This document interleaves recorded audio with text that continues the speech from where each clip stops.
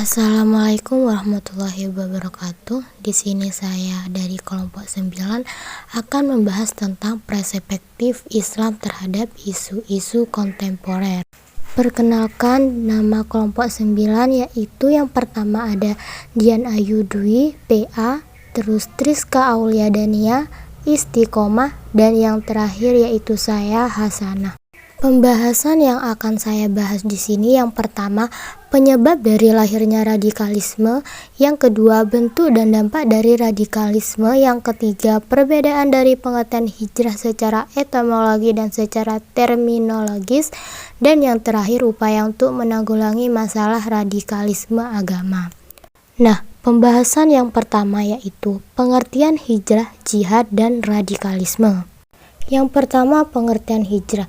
Pengertian hijrah dibagi menjadi dua, yaitu secara etimologis dan secara terminologis.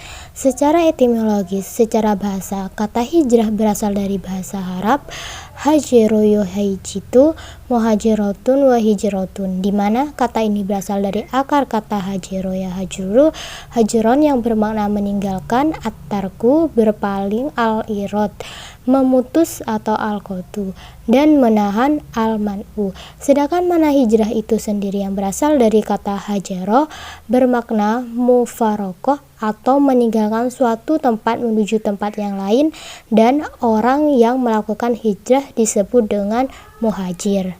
Sedangkan secara terminologis, jika istilah hijrah dimaknai secara terminologis khususnya dalam terminologis Islam atau makna syar'i, maka ia bermakna meninggalkan suatu atas dasar untuk melakukan taqarrub atau mendekatkan diri kepada Allah Subhanahu wa taala.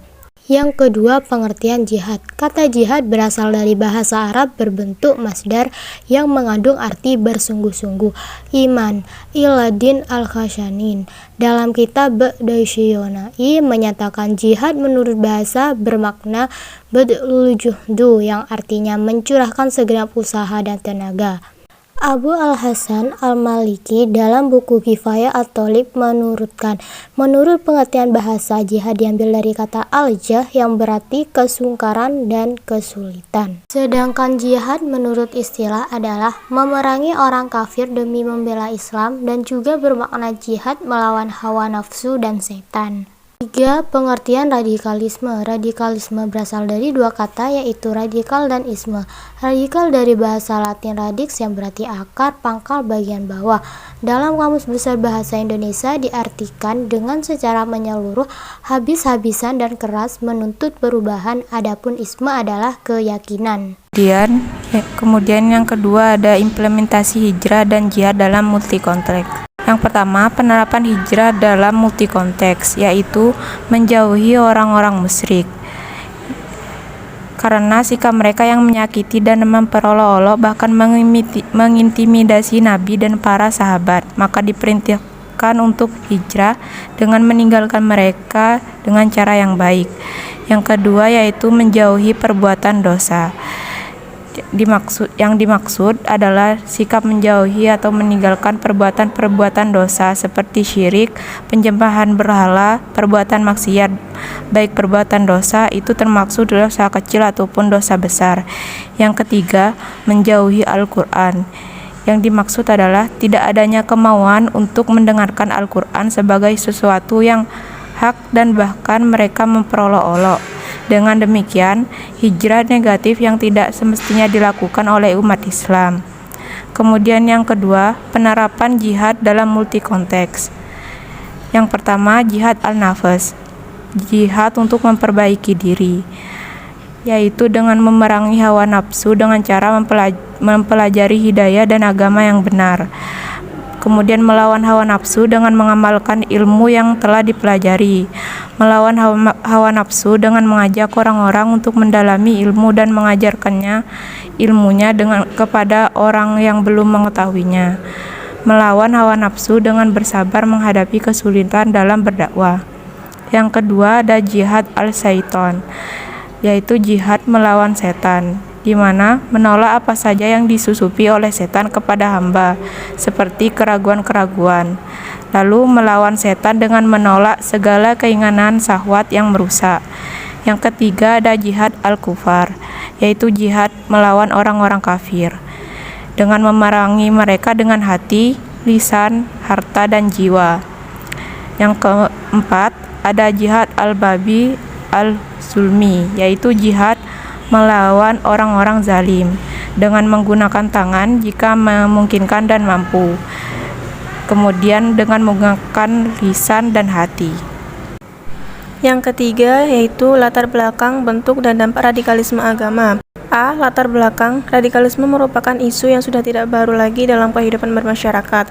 Meskipun banyak isu yang dapat memicu adanya tindakan tersebut, namun isu keagamaanlah yang kerap menjadi sasaran latar belakang timbulnya suatu gesekan pemahaman sehingga sering berujung tindakan radikal.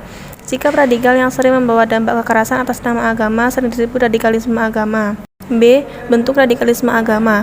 Bentuk dari radikalisme ini adalah berbagai tindakan kekerasan yang dilakukan oleh masyarakat. Inti dari gerakan ini adalah terjadinya perubahan sosial politik yang sesuai dengan syariat Islam dan dilakukan secara drastis. C. Dampak radikalisme agama. Adapun dampak dari radikalisme agama yaitu meresahkan banyak umat, memperkeruh keadaan antar umat beragama, dan mencoreng nama baik Islam. 4. Strategi penanggulangan radikalisme umat beragama. Dengan mengetahui latar belakang terjadinya tindakan radikalisme di kalangan kaum muslim Indonesia, maka upaya penanggulangan yang dapat kita lakukan antara lain yaitu 1. Menanamkan kesadaran yang setinggi-tingginya kepada masyarakat sebagai makhluk yang berbudaya yang memiliki kemampuan untuk mengolah akal dan pikiran bahwa radikal ialah tindakan yang sangat tidak layak untuk dilakukan. 2. Supremasi hukum harus ditegakkan bagi mereka melakukan tindakan radikalisme. Literatur yang kelompok kami pakai yaitu Hijrah dalam Perspektif Fikih Islam, Dimensi Radikalisme dalam Penafsiran Ibnu Taimiyah, Jurnal Dakwah dan Pengembangan Sosial Kemanusiaan, Pendidikan Agama Islam Fikih, Jurnal Studi Agama dan Pemikiran Islam. Cukup sekian dari kelompok kami. Jika ada salah kata atau salah ucapan, mohon maaf.